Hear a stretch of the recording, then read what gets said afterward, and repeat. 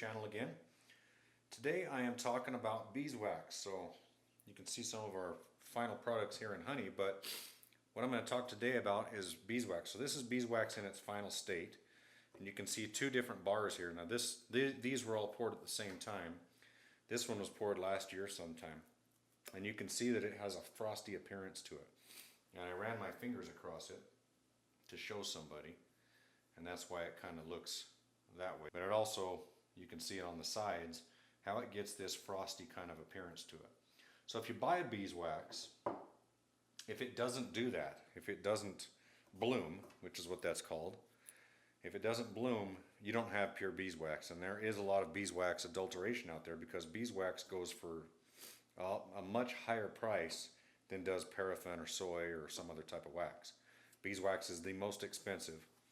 Beeswax was the number one and or number two commodity in the world for about 2,000 years. Honey was also among the highest, and black pepper was number one for many of those hundreds of years. But beeswax is used in hand creams and lotions and lip balm and candles and makeup, all kinds of things. And so, all about processing beeswax today. So the first thing I'm going to show you is the very first step. This is the final product. The very first step is to take beeswax from the hive in one form or another and put it into a solar extractor. So at least for me, this is my process. Okay, solar extractors. I'm still in my garage, and this is one solar extractor I have. You can see from yesterday's melt that there's a little bit of wax in there. You can see how bright and yellow that is, and then if you look at the queen excluder, you can see how dark that comb is there. But once you basically get the beeswax melted, it somewhat separates from the propolis. This, by the way, is how I clean my excluders. I use a large solar extractor, and I just melt the wax right off of them. Just do a batch a day or whatever until they're done. I have, 50 or 60 to do, so you can do that pretty efficiently if you need to, whatever. But this extractor I use only for what I call dirty wax, which is wax and propolis mixed. There are hive scrapings, there are old combs. So old combs can have brood in them, or not actually brood, but brood cocoons left over from the process, which you can see all the debris that come out. And then in this extractor, I only use cappings. This all came out of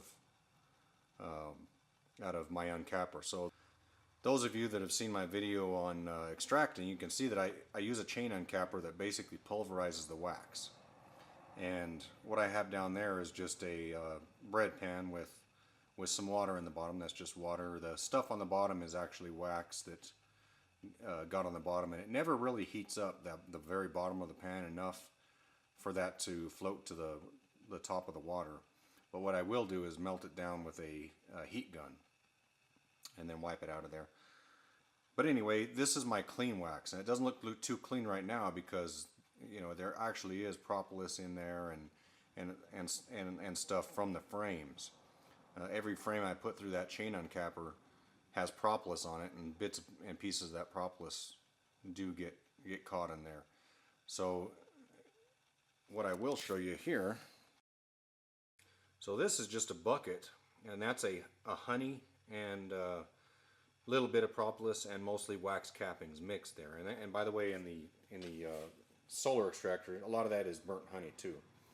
But this is straight out of the uncapper. So after my extracting video, all I did was scoop this out of the uncapper.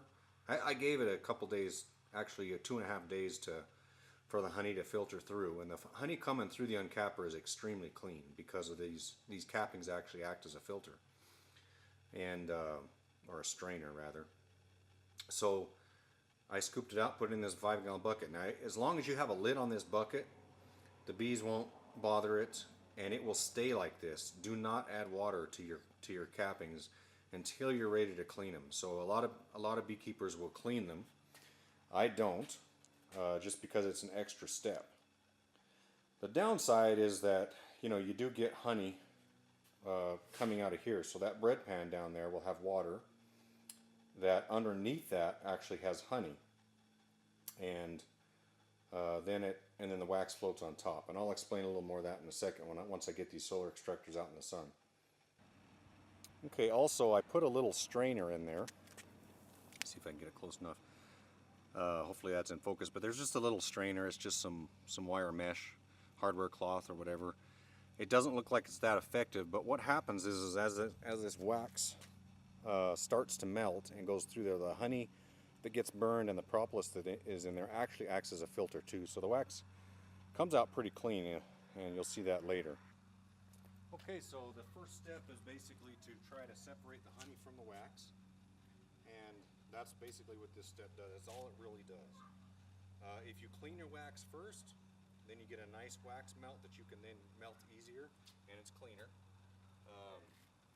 I don't typically do that, but if you watch any videos on rendering beeswax, what you're going to see is that typically what you're doing is using layering. So water is 8 pounds to the gallon. Honey is 12 pounds to the gallon. So honey's going to sink below the water or mix with it.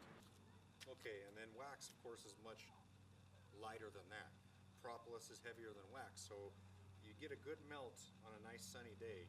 You're going to get honey, then water, then propolis, then wax. And that's basically all this first step is. I don't clean my cappings just because it's an extra step. I wouldn't reuse honey either that has been used in this. This beeswax melts at 140 degrees, so it gets hotter than 140 degrees in here, which means that you've kind of started to destroy the enzymes in the honey. So I wouldn't resell this. It would also darken on you. I wouldn't resell the honey in this, so it just goes to waste. But that's why I let it drip for 2.5, 3 days, is because 99% of the honey that comes out of here that goes into the encapping tank comes out and drains through in that 2.5 day period. So this is the first step.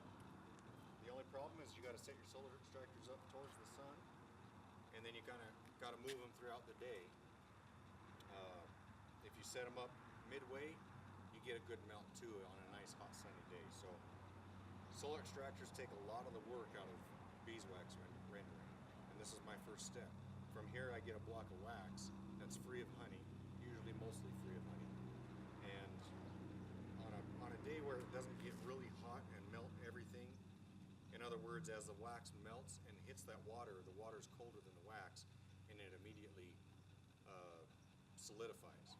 But on a nice hot day, it will get warm enough so that reliquefies again down there, and you get a nice flat block of wax. So on a not so sunny day, you'll get a wax melt that has a little bit of honey left into it, and the next step will take care of that.